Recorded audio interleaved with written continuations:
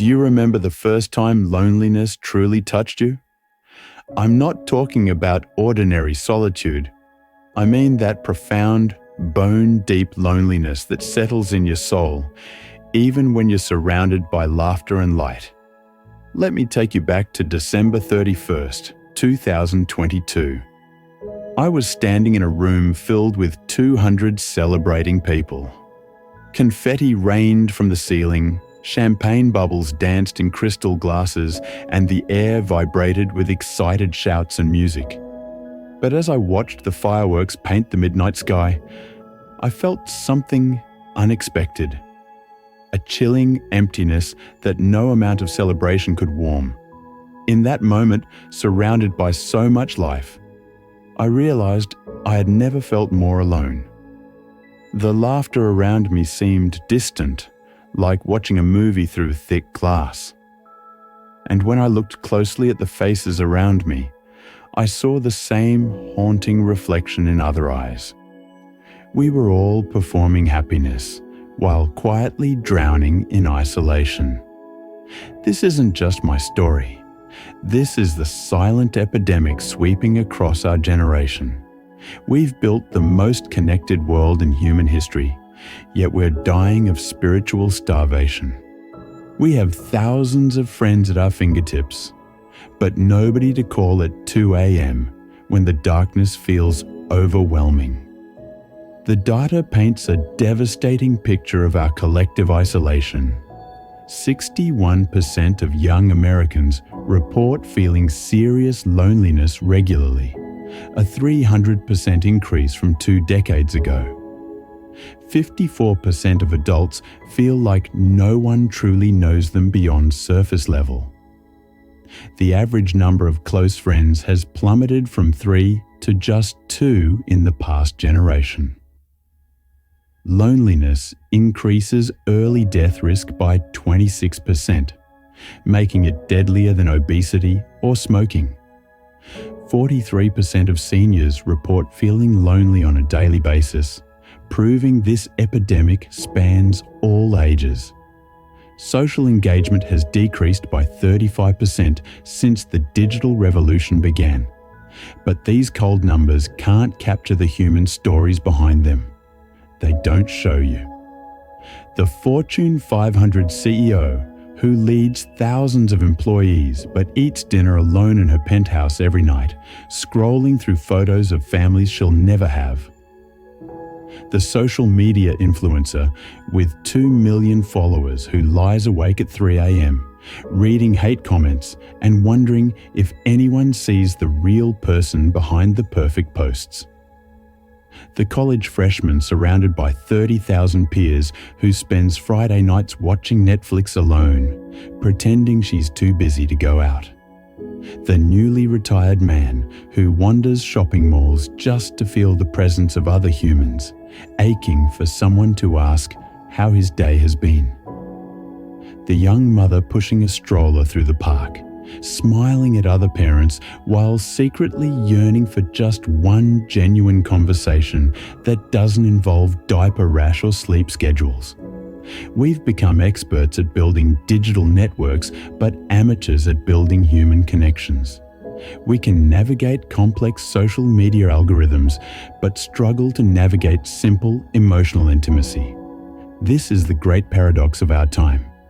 Never before have we been so connected, and never before have we felt so alone. The digital mirage, connection's false promise. We've fallen for what psychologists call the digital placebo effect. Every notification, every like, every comment gives us a tiny dopamine hit that temporarily satisfies our social cravings. But here's what neuroscience reveals. These digital interactions don't activate the brain's bonding centers the way face-to-face connections do. Dr. Sherry Turkle's research at MIT shows that even the most sophisticated digital communication lacks the neurological richness of in-person interaction. Our brains literally don't register these digital crumbs as real nourishment, leaving us perpetually hungry for genuine connection. The performance trap. curated lives, empty souls. Social media has transformed us from human beings into human brands. We've become masters of curation and slaves to perception. Every photo is filtered, every moment is staged, every achievement is exaggerated. We present highlight reels while living behind-the-scenes struggles. The psychological cost? We've created what researchers call the authenticity crisis. We're so busy performing perfect lives that we've forgotten how to live real ones. The constant pressure to maintain these digital facades is emotionally exhausting and spiritually draining. The vulnerability crisis, our fear of being seen. We've developed what psychologists term vulnerability phobia. We're terrified of being perceived as imperfect, struggling, or uncertain. So we armor up each morning, hiding our anxieties behind polished exteriors and cheerful social media posts. But here's the painful irony that Brené Brown's decades of research uncovered. Vulnerability isn't weakness. It's the birthplace of genuine connection, courage, and creativity. By avoiding vulnerability, we're not protecting ourselves. We're preventing the very connections that could heal our loneliness. The time illusion. Busy but not connected. We've convinced ourselves we're too busy for deep connections, yet the average American spends 2 hours and 35 minutes daily on social media. That's 17.5 hours weekly. Enough time for multiple meaningful conversations, coffee dates with old friends, volunteering in our communities, or even starting a new hobby with like-minded people. The truth is stark. We haven't lost the time for connection. We've misallocated it towards shallow digital interactions that leave us feeling more empty than fulfilled. The skill deficit, forgetting how to connect. We're experiencing what sociologists call connection illiteracy. Fundamental human connection skills are atrophying from disuse. Real conversation has been replaced by texting. Eye contact has been supplanted by screen staring. Active listening has been overwhelmed by constant digital distraction. We're losing the very abilities that have sustained human relationships for millennia, and the cost is a generation that knows how to broadcast, but not how to connect. The urban isolation, crowded yet alone.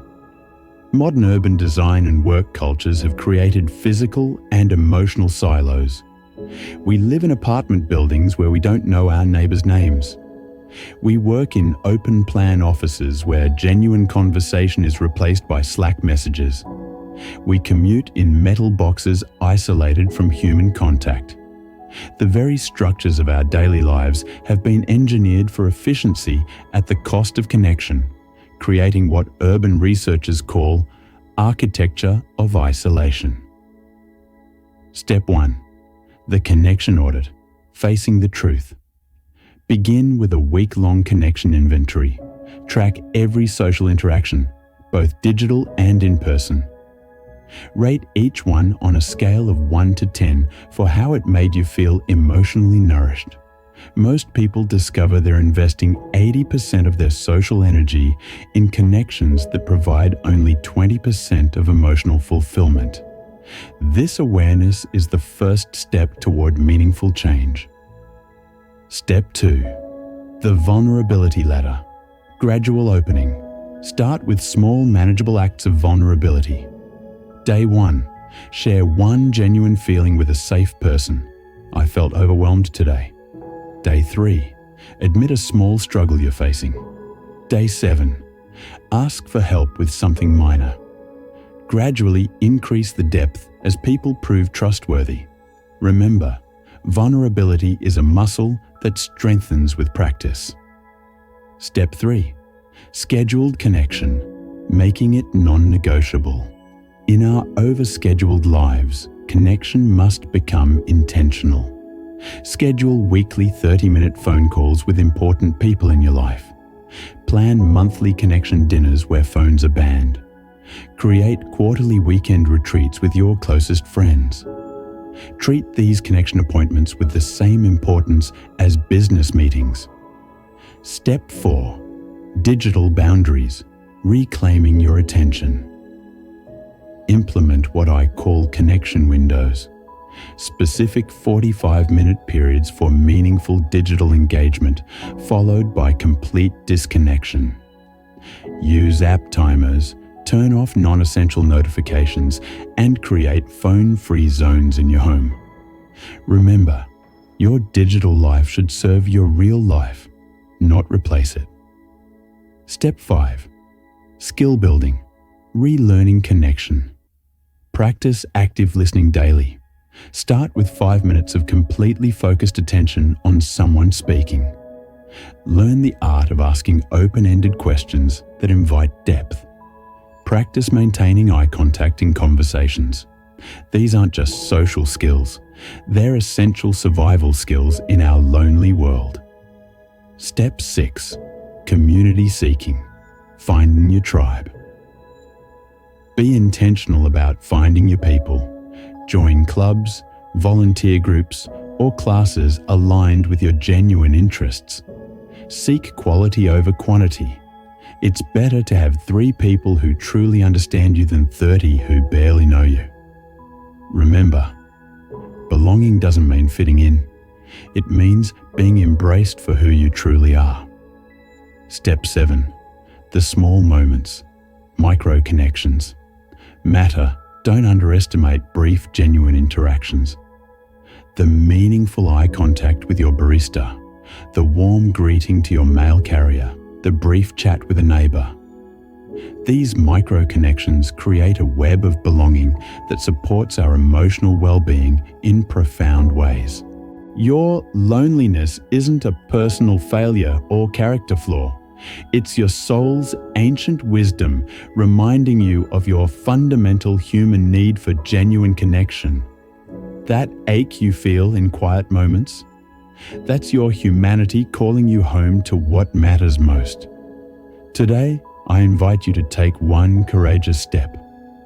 Reach out to one person, not with a carefully crafted text, but with your authentic voice. Speak the words we're all afraid to say. I've been feeling lonely lately. Can we talk? Because here's the beautiful truth I've discovered. The solution to our loneliness epidemic isn't more connection, it's deeper connection, more authentic connection, the kind that embraces imperfection, celebrates vulnerability, and honors our shared human experience. We built this disconnected world together through small choices over time, and together, through different choices, we can build a new world. One where we look up from our screens and into each other's eyes. One where we share our struggles instead of hiding them. One where we choose real connection over perfect performance. This revolution begins with a simple question we rarely ask sincerely. How are you, really? And the courage to answer honestly, not okay. And that's perfectly okay. Your loneliness isn't your enemy. It's your compass, guiding you back to authentic relationships, genuine community, and the profound truth that we're all in this together. The healing begins when we dare to be vulnerable, courageous, and real with each other.